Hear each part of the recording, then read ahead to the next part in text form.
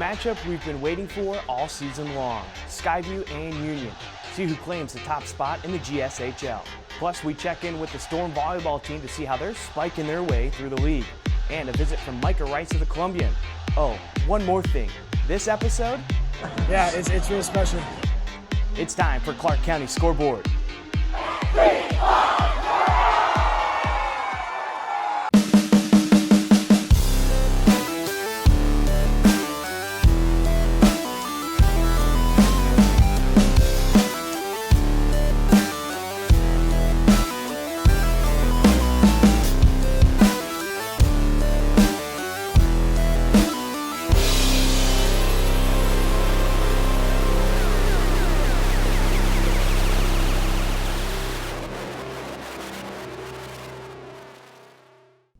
Hello and welcome to Clark County Scoreboard. I'm Bryan Sleik. It doesn't get much bigger than Union versus Skyview on a Friday night. Both teams ranked in the top 10 in the state. The winner sits in the driver's seat for the 4A league title. Let's go out to Kiggins Bowl where the Skyview faithful came out in full force. After the coin flip, Union gets the ball first and it does not go well. Quarterback Mitch Radigan loses the grip on the ball as he tries to swing it out to the back. That's a backwards pass, a fumble, and it's recovered by the Storm, deep in Union territory. A couple of plays later, Skyview quarterback Nico Ariola keeps it himself and runs it into the end zone for the first score of the game. After another Union turnover, Fedja Heinrichs Tarasenkoff drills the first of his 3 field goals on the night to give the Storm a 10-0 lead. Second quarter now, and senior tight end Tanner Beeman is forgotten about up the seam. It's an easy toss for Ariola, and Beeman goes the distance to put the Storm up 17-0. Under 10 seconds left in the first half, and it's Heinrichs Tarasenkoff again, giving the Storm a commanding 20-0 lead at the half. The good news kept coming at halftime as Skyview selected its homecoming queen. Back to the game with under 2 minutes left in the third, it's Ariola again on the keeper, putting Skyview ahead 30-0. Union finally gets on the board in the fourth, though, on a spectacular catch and run from Jaden Jones. After the bobble, he turns on the Jets and goes full extension. He stretches out, going horizontal to break the plane, and Union avoids the goose egg. Skyview's main back, Jaden Knapp, says, "I can do that too," as he runs 42 yards off tackle. Knapp had 149 yards rushing on the night. One last gasp for Union, but Gabe Martin wants in on the turnover party. That was the third pick of the night for the Storm defense, and Skyview wins a shocker, 37-7. It wasn't hard for the Storm players to get up for this game. Union Week's a huge deal, and growing up, coming up in the program, watching these guys play, the older guys I look up to, they take it so seriously, and I even told the younger guys this week is special. If I get a better look on that second team that's running against me, it's gonna help me fight Thursday night. So yeah, it really helped. It's a big win. It's awesome, but at the end of the day, like I said, it's just another game on our schedule. We're trying to get that league championship. We're trying to beat Camas, and thump them like this. We're not trying to just, it'll be a battle, but we're trying to really take it to them and show them that we're the best team in this area. As you just heard, up next for the Storm, a visit to Camas. A win would mean their first outright league title in 10 years. Speaking of Camas, they took a trip up north to take on 2A's #1 ranked team, Tumwater. Things started poorly for the Papermakers. After the catch, the receiver fumbles it away on their first possession. Tumwater recovers, and they're in business. 2 plays later, the Thunderbirds got on the board first on this Carlos Matheny run from 1 yard out. But Camas responds quickly. Taylor Yanni hits Mark Thorkelson. He pulls the old Olay move, catches a great block downfield, and he scampers in for the score from 60 yards out to tie the game up. Later in the first, Camas goes up on this 1 yard touchdown run, and then it's Yanni to Thorkelson again, this time for 87 yards. Thorkelson outruns the defense and Camas outruns Tumwater. They went up 28-7 and held on to win 28-26, remaining undefeated against Washington teams after an 0-4 start against teams from Oregon. Let's go back out to Kiggins Bowl where the Columbia River Rapids hosted the #2 ranked Spudders of Ridgefield. And Ridgefield wasted little time getting on the board. Just over 2 minutes into the game, Davis Pankow gets the call from 25 yards out. He takes it off the right tackle, dances his way through with a little shake and bake, and finds the end zone. Minutes later, Columbia River quarterback Adam Watts works the play action to perfection. faking the handoff, planting his feet, and dropping a dime on Victor Flores from 42 yards out. This game is tied at 7. The Ridgefield ground game could not be denied though. Here again, it's Pankow, this time from 35 yards out. He sheds a couple of wannabe tacklers and pulls away to give the Spudders a 1-touchdown advantage, 14-7 at the half. When Columbia River crowned its homecoming queen. That was the last win of the night by someone at River. Ridgefield began to pull away with another rushing touchdown by some dude named Pankow going in for his 3rd of the night. He takes it off the right tackle again, and it's 21-7 Ridgefield. On the ensuing kickoff, a huge mental error for the Rapids seals the deal. The kick is uncaught, and the returner is confused about what to do. He leaves the ball alone as if it were a punt, but that's a live ball, and the Spudders leap all over it, gaining possession on the Rapids goal line. On the next play, Connor Delamarter pushes it in for a Spudder touchdown, 28-7 Ridgefield. They'd add insult to injury later in the 4th as Ty Snyder hauls in this long pass to score. The final from Kiggins is 34-7 as Ridgefield stays undefeated and River looks to try to make a late season push to capture one of the league's last playoff spots. Mackenzie Stadium had some fun football matchups this week. Craig Bernbach joins us now with all the highlights. Craig? Thanks, Brian, and we're going to start with some football with what was a huge road victory for Mountain View last Friday night. No, things were not easy at Prairie for the Thunder, but thanks to an experienced head coach who knows just what to say, when to say it, and how to say it, the Thunder are rumbling into the postseason with another league title. After 2 first-half turnovers and overall sloppy offensive play, Mountain View trailed at Prairie 8-7 at the half, and Thunder head coach Adam Matheson wasn't too happy. We had to snap out of it. To snap his team out of it, Coach Matheson did something a bit un-Matheson-like. He got spirited in the locker room. Things happen in the locker room, and you got to challenge kids, but the reality is they're such great kids, and they have such a high ceiling of their potential. And to be super honest, it was probably me just pleading with them, going, I so desperately want them to play at their ability level. And the Thunder rolled out into the 3rd quarter with a new sense of urgency. They scored 10 straight points, 3 on this Eli Warren field goal that just snuck over the goalpost. And it's good. Then to cap off the 3rd quarter scoring, quarterback Mitch Johnson kept it and weaved his way in from 13 yards out to give Mountain View a 9-point lead. Obviously, in the 3rd quarter, you actually feel pretty good at 17-8 because I felt like our defense was playing really well. And the defense did play well all night long, causing Prairie issues. But the Falcons did soar into the end zone for a late score when Thor Stepina crossed the goal line. Touchdown! But special teams would slam the door as the onside kick from Prairie went Mountain View's way. But in the end, the most important moment of the game might have been Matheson's halftime speech. They responded, and they responded better than I thought, because I felt, later, I'm like, oh my gosh, like, that's kind of spirited. And then as I talked to kids after the game, they're like, Coach, that was great. And it's like, really? Like, it was kind of exhausting, and I didn't feel great about it. But evidently it was the right button. And pushing those right buttons led to a victory that secured the Thunder at least a share of the league title and a top seed in the playoffs. At the end of the day, like, we're a pretty grumpy crew for, accomplishing some pretty good stuff, and for our kids being really good, hardworking, committed kids. At some point, we have to take a deep breath and go, okay, like, that's a positive accomplishment. Now that's 5 league titles in just 6 years for Coach Matheson and Mountain View. Next up for the Thunder, a clash with struggling Battleground. And speaking of Battleground, they ran into a Heritage team on Friday night who was fresh off their first win of the season and hungry for a second. The Wolves would roar out to the lead as Aiden Miller will take the handoff and weave his way in, untouched from 30 yards out. But before the half, Battleground's going to find a way to tie things up on a quarterback sneak from Lethan Reynolds Weisenborn. Long name, got mad game. Second half, all Heritage. The defense gets offensive. That's LaDamian McCord with the pick, and then he's going to get gone for the 6. But guess what? McCord not done. This time, he's going to do it on offense. He's left wide open, and that is not a good idea. But Khalil Osmond is smart enough to just loft it out there, and McCord just going to walk on in for the score. Finally, how about Osmond again, and how about Miller again? This time, Osmond's going to throw the picture-perfect pass to Miller for the score. Look out! Heritage won 2 in a row as they took down Battleground 27-10.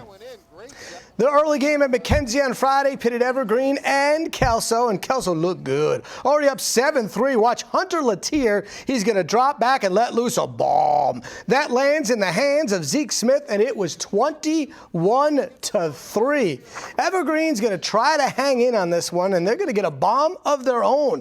Jaden Kreis, he's going to find Jordan Peters, who's going to find the end zone, and Evergreen was down just 11. But on this night, Kelso would make all the right plays. How about a little razzle-dazzle? The old end around to Colby Cooper, who finds pay dirt, and Kelso finds himself with a 42-10 victory. Let's jump on over to volleyball, where on Tuesday night, Kelso jumped up a division to 4A to take on Union. But they proved why they're one of the best teams in 3A, as they found a way to leave the Titans gym with a well-deserved win. Now, this would be a battle, and Kelso would start off red hot. Watching Natalie Fraley come in from the side, flying in for the slam and the point. Kelso took sets 1 and 2, but Union found a rhythm in Game 3. Watch Mallory Stokes with the sweet touch. Well done. That's a point. Union took that set 25-18. They got it done in set 4 as well. Look at the blocks from Ruby Ochoa and Eliana Bills getting big over there. But in the 5th set, it's Kelso stepping up. That's Emily Thompson with the serve for the winner and the victory. Kelso takes it in 5 sets. Now this week, EPS Sports will be back broadcasting some soccer on Thursday night, as we'll show you Union versus Mountain View as they square off in a rivalry game that's always fun. You can check out all the action on Evergreen Public Schools' YouTube channel. And of course, we'll be right back here next week on the Clark County Scoreboard to share more highlights and stories from across the EPS sports world. But for now, for Evergreen Public Schools, I'm Craig Bernbach. I'll send it back to you at VPS. Thanks, Craig. Let's head out to Fort Vancouver, where the Trappers hosted arch rival Hudson's Bay for a 2A girls volleyball matchup. Fort won their first matchup this year, and Bay hoped to even the score. As you can see, it was a pink out to support breast cancer awareness. Bay showed a lot of toughness in the first set, coming back after getting down behind a great service run from Peyton Ballard. They take set 1 in a nail-biter, 26-24. That loss woke up the Trappers.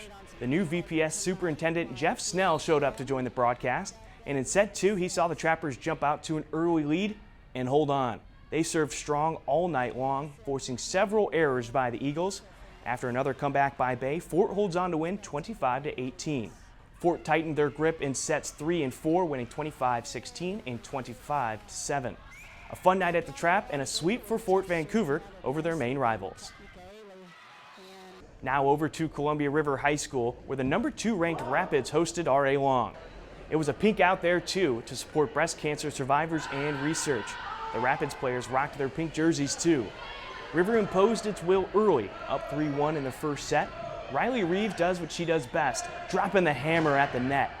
Later, River does it again, ending this game point rally with a big kill that the Lumberjacks can't keep in bounds. River takes the first set 25-12.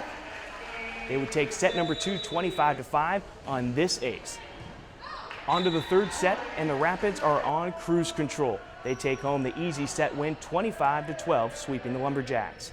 The Rapids have only lost 3 sets all season long, and their only loss of the year is to number 1 Ridgefield, who they're facing again on Thursday.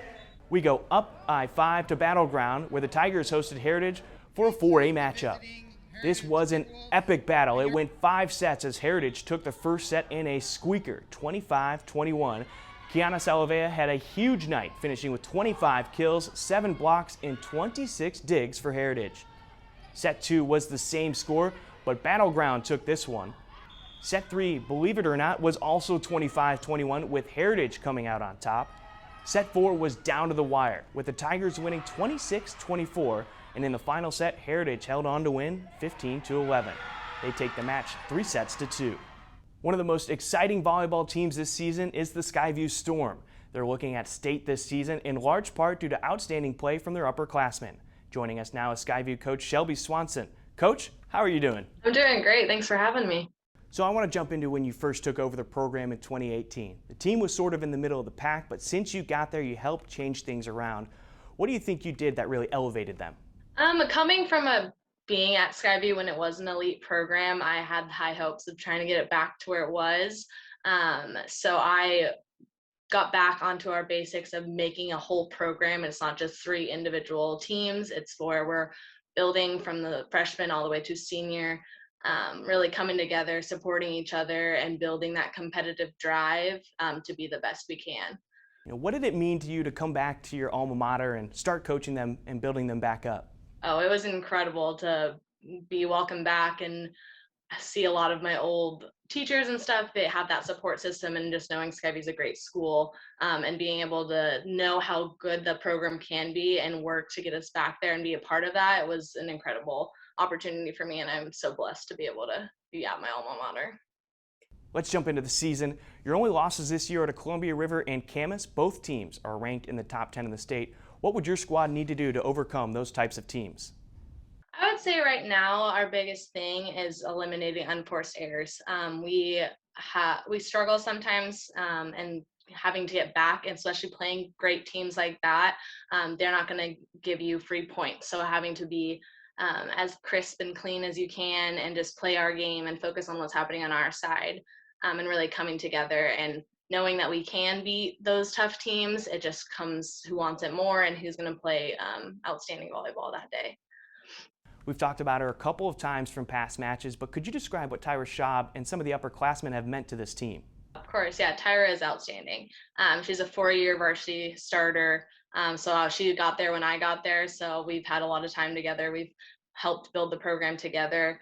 She's just a great leader. Like, she's a presence. You walk into the gym when she's hitting, you know who she is. Like, she just has a presence on the court, and she fills that role of a leader so well for our team. And she's our go-to when we're in those tough situations and need a score. She's our go-to.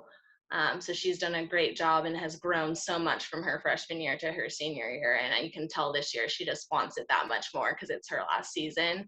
And I say in general, all of our seniors, we have 5 seniors, and their passion to want to go far and compete and leave a legacy at the school has really brought our team together and has that extra push we need to go far.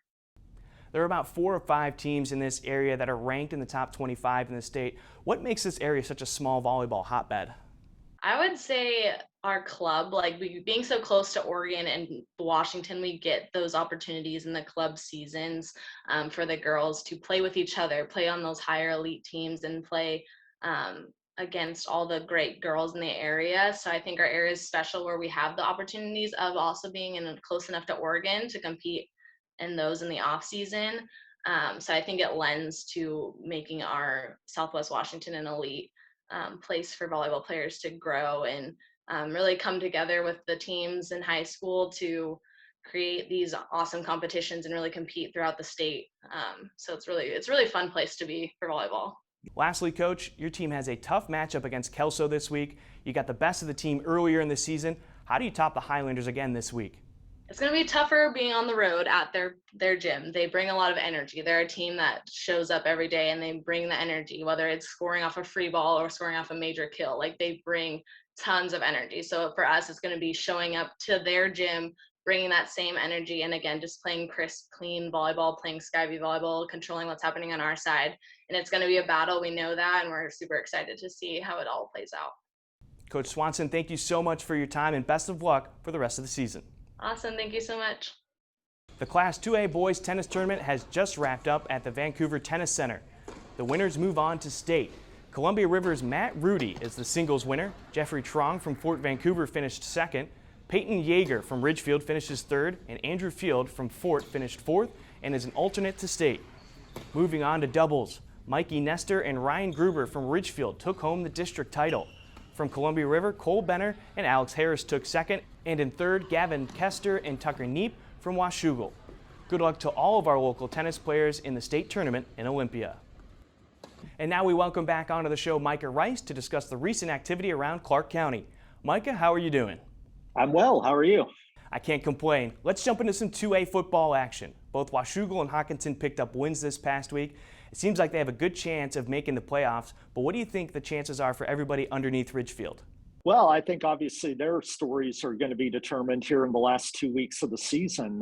It's good to see those teams in the running, and I think the stakes are high, obviously, with the chase for a postseason berth with those teams in third and fourth place in the league. I think Ridgefield, of course, looks like the overwhelming favorite. What they've been doing is they've just been wearing teams down and they're running away with games in the second half. They did that this last Friday against Columbia River, and so I think you have Ridgefield pretty solidly in that first spot there. Hockinson is pretty solidly in that number 2 spot. But yeah, the stakes are high for Mark Morris and Washougal in the chase for the third and the fourth spots. Meanwhile, we go up a couple of divisions. Skyview made a statement with a big win over Union, and Camas had a huge win over Tumwater. How does that shake things up in 4A? Well, talk about a statement win for Skyview. I think we all expected that game last Thursday between Skyview and Union to be close. It wasn't. Skyview dominating with a 37-7 victory. And they get another test this Friday with a game a lot of us have been looking forward to, Skyview versus Camas. You mentioned Camas. I've been saying all season that they were going to be better for the way they started the season with taking on kind of a who's who of Oregon powerhouse high school teams. And so they take those lessons learned, go up and knock off the number 1 ranked team in 2A, Tumwater. Doesn't matter what classification you're in, Tumwater is always a tough place to play. They might be a 2A school, but they have the numbers of a 4A football program with well more than 100 kids on that roster. And so for the Papermakers to go up there and get that win, it really sets up for an intriguing game this Friday against Skyview. You all remember this last spring, Skyview and Camas went to overtime at Doc Harris Stadium with Camas pulling out the narrow victory there. Could it be a repeat of that same type of close matchup with league title implications on the line? I think it could be a very competitive game this Friday. Let's move over to the hardwood. We've talked about Columbia River and Ridgefield being at the top of the 2A rankings, but we forget about Mark Morris. River and Ridgefield face off tomorrow, but both play a tough Mark Morris team next week. How do you see the 2A playing out? Well, we're really going to see this week what happens with that. I think some of it, if you look at strictly the polls, Ridgefield and Columbia River are right up there. What I'm really interested to see is there a gap between Ridgefield and Columbia River? If there is, I don't think it's that big. But at the same time, Ridgefield, they haven't dropped a set the entire season. And so if Ridgefield comes out and wins again in 3 sets in the second matchup between those teams, I think you can make the argument that there's a pretty sizable gap between Ridgefield, which has to be the favorite for the 2A state title in volleyball right now. They've won the last, they're a 2-time defending champion, if you don't count this last season, which didn't have a state tournament. But at the same time, it's, we've seen in past years and recent years, teams like Columbia River, getting on a run and really challenging the Spudders. And so what I think you're going to see is there a tiered system at the top of the 2A with Ridgefield, Columbia River, and Mark Morris? Mark Morris, another team that has lost in 3 sets to teams like Columbia River, but those 3 sets were tight. If Mark Morris can get a win against either of those programs, then I think you have to look at the Monarchs as being in the mix for being a team to talk about at the district tournament. But if Ridgefield ends up running through this week like they have in the past and winning all those matches by 3-0 score lines, then I think you have to look at the Spudders as really hitting their stride as the postseason gets near. With the fall seasons drawing to a close soon, what are some of the games you'll be keeping an eye on this week? Well, obviously, the big one is Skyview Camas football, that, like I mentioned before. But we're really going to see, I think, some certainty start to rise in the 3A. Last week, Kelso and Mountain View got huge wins on the gridiron for kind of how that league will end up shaking out. Mountain View getting the win over Prairie to remain alone in the #1 spot in the 3A, but also Kelso. They had a couple of really tough games back to back at home, losing to Mountain View and then losing to Skyview. Although Skyview, they're for real, and so I don't think anyone will look at that as a bad loss in any means. But Kelso really came back and made a statement with a thoroughly dominating win over Evergreen. And what that does is it allows Kelso now to wrap up at least the 2A or the second spot in the 3A league if they can win this week against Heritage at home. So what you're going to see, I think, is Kelso. Them versus Heritage is going to be one that I think decides who ends up being the #2 seed in that league. And then, of course, if Mountain View happens to trip up, then that puts chaos into the mix. And so I don't know if it depends kind of on your outlook. Are you a fan of chaos or are you a fan of order? So things could get interesting near the end. That's what we like to hear. As for the Columbian, your feature story this week is a unique situation coming out of Washougal. Well, it's not often you get triplets playing for one team, but that's what you have with the Washougal soccer program. The Rabus triplets are all seniors, and in addition to being excellent players in their own right, collectively they have Washougal right there nipping on the heels of the league leaders. It's kind of a logjam at the top of the 2A Greater St. Helens League with girls soccer. Columbia River has emerged kind of leading the pack at this point, but right behind them you have Hawkinson, Ridgefield, and then Washougal, and along with R.A. Long in there, kind of making it a really interesting chase in these last couple of weeks for how those postseason berths are going to be divvied out. So thanks to triplets and the inherent chemistry that three players who've known each other their whole life and bring to that team, the Panthers are right there looking to make some noise heading into the final weeks of the season. Micah, thank you for your time as always, and we'll catch up next week. Of course, you can find Micah and his team of reporters covering local high school sports at Columbian.com. They're also fantastic to follow on Twitter, especially when it comes to game days. There are a bunch of sports broadcasts coming up on Comcast channels 27, 28, 29, and 328 for HD. On Thursday, the 21st, VPS Game Time brings you Washougal versus Columbia River, live from Kiggins Bowl at 7 p.m. The same night, it's Kelso versus Union in girls soccer at 7 p.m. thanks to Evergreen Sports. On Friday the 22nd, VPS Game Time has football, Hawkinson versus Hudson's Bay at 6. All of these games are also available on the individual district's social media feeds, so check out YouTube, Facebook, and Twitter for links. Hey, let's get social with our top posts of the week. #1 comes from Heritage High School. Check out this game day hype event in the cafeteria. Terry the T-Wolf and the school's cheerleaders are getting the student section pumped up for the big football game. And it worked. Heritage won Friday night 27-10. Our next post comes from Fox 12's Friday Night Lights account. They were there for the River Ridgefield matchup on Friday, and this is from the pregame coin flip. Fox 12 does a great job including Southwest Washington in its high school highlights. Finally, a really cool story out of Freeman in the Spokane area. Referee Danny Adams is about to retire, but before he goes, he wanted to make history. On Friday, he was part of the first all-black officiating crew in Spokane area history. Here's what he had to say about it. What does it mean to you to be a part of the first all-black reffing squad in Spokane history? It's fantastic. It can't say enough words. This is great. Is this something you ever imagined seeing in your career? No, it isn't, but closer to my retirement, once we got enough gentlemen of color, I wanted it to happen. Congrats to Danny and the rest of the crew for making history. To end the show, here's our Play of the Week. Jaden Jones from Union shows the kind of skill we've been seeing from him all season long. After a bobble on the pass, he scoots through the Skyview defense to get to the goal line, and check out this leap across the goal line. That's not easy, folks. Skyview won, but Union's Jaden Jones took home our top play. You should see his name in the all-league team at the end of the year. And that's it for us. We'll be back next week with more highlights and interviews. If you like the show, make sure you share it and find us on social media at Vancouver and Evergreen Public Schools on Twitter, Facebook, Instagram, and YouTube. I'm Bryan Sleik, and we'll see you next week.